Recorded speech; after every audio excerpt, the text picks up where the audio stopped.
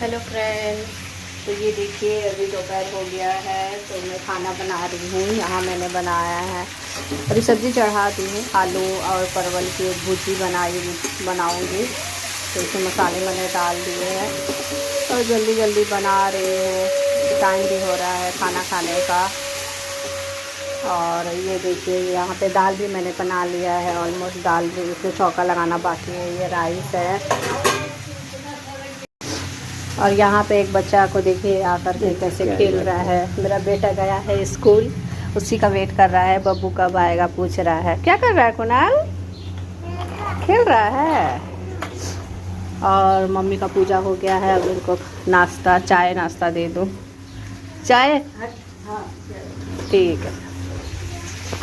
तो फ्रेंड्स जल्दी से मम्मी को भी चाय वाय दे दूँ। खाना मम्मी पूजा करने में काफ़ी लेट हो जाता है मम्मी को। तो वीडियो अच्छी लगे तो लाइक शेयर एंड सब्सक्राइब और ज़्यादा फॉलो करें। Bye bye.